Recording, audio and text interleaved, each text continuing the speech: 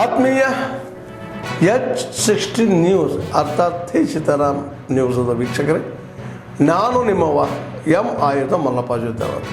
ತಾವು ಈಗ ಸುದ್ದಿಗಳ ಲೋಕಕ್ಕೆ ಎಂಟ್ರಿ ಹೊಡಿತಾ ಇದ್ದೀರಿ.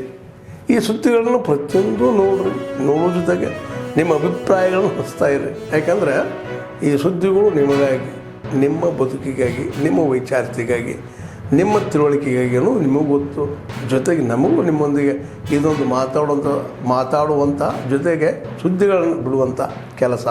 ಈ ಕೆಲಸದಲ್ಲಿ ನಾವು ನಿಮ್ಮೊಂದಿಗಿದ್ದೀವಿ ಅಂತ ಹೇಳ್ತಾ ನೋಡ್ತಾ ಇರಿ ಈ ಸುದ್ದಿಗಳನ್ನು.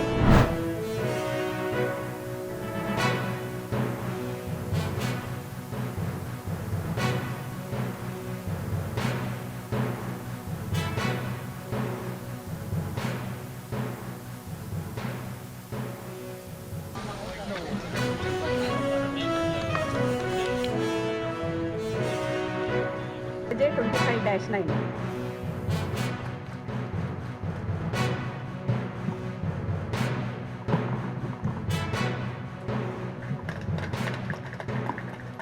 ಇದಂತಹ ಶ್ರೀಮತಿ ಪೂಜಾ ಮೇಡಮ್ ಮತ್ತು ಶ್ರೀಧರ್ ಅರ್ಲೆ ಸರ್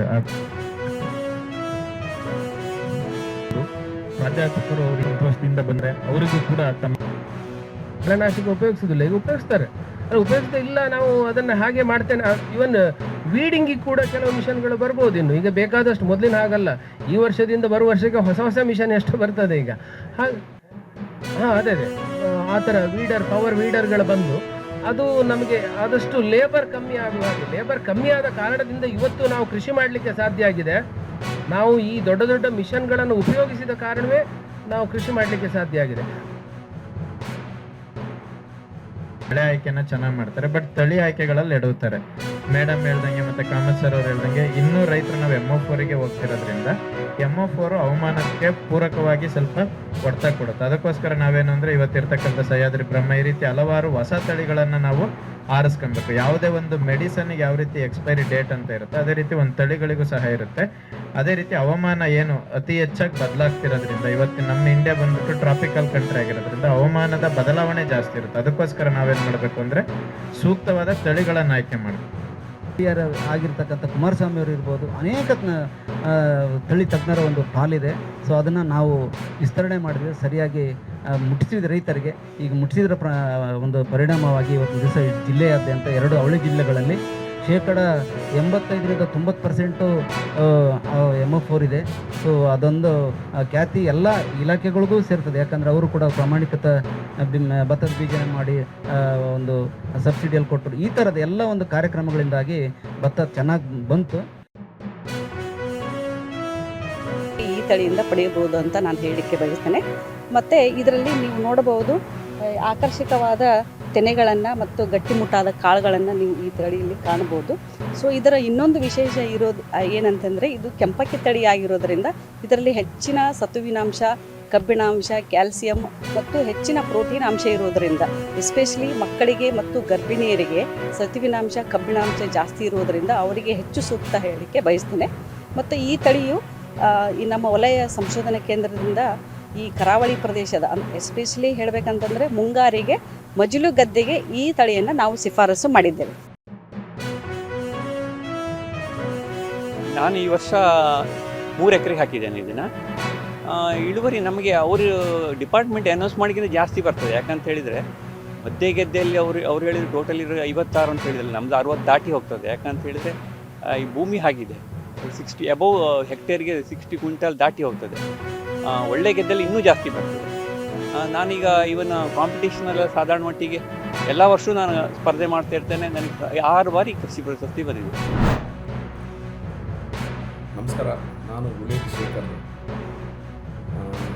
ಏನು ನಮ್ಮ ಸರ್ಕಾರದಲ್ಲಿ, ನಮ್ಮ ಸಿದ್ದರಾಮಯ್ಯ ಸಾಹೇಬರ ಸರ್ಕಾರ, ಜನಪ್ರಿಯ ಮುಖ್ಯಮಂತ್ರಿಗಳಾದ ಸಿದ್ದರಾಮಯ್ಯ ಸಾಹೇಬರ ಸರ್ಕಾರದಲ್ಲಿ ಈಗೇನು ಇದ್ರ ಜೊತೆಗೆ ವಿಡಿಯೋ ಹಾಕಿದ್ದೀನಲ್ಲ, ಇದು ನಮ್ಮ ಹೊಸದುರ್ಗ ತಾಲೂಕಿನ ಪರಿಸ್ಥಿತಿ.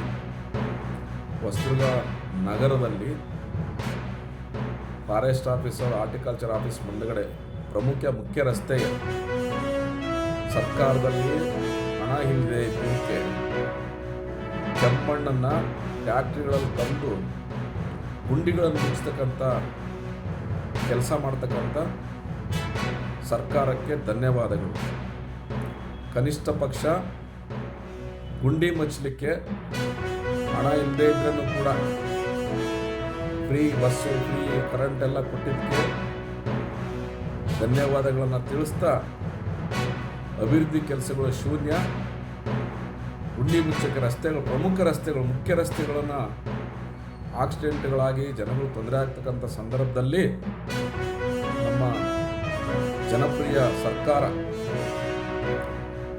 ಹೊಸದುರ್ಗ ನಗರದಲ್ಲಿ ಟ್ಯಾಕ್ಟ್ರಿಗಳಲ್ಲಿ ಫ್ರೀಯಾಗಿ ಸಿಗ್ತಕ್ಕಂಥ ಕೆಮ್ಮಣ್ಣನ ತಗೊಂಬಂದು PWಗೆ ಮುಖ್ಯ ರಸ್ತೆಯ ಗುಂಡಿ ಮುಚ್ಚಿದಕ್ಕೆ ಹೊಸದುರ್ಗ ತಾಲೂಕಿನ ಜನತೆಯ ಪರವಾಗಿ ಧನ್ಯವಾದಗಳನ್ನು ತಿಳಿಸ್ತಾ ಇದ್ದೀನಿ.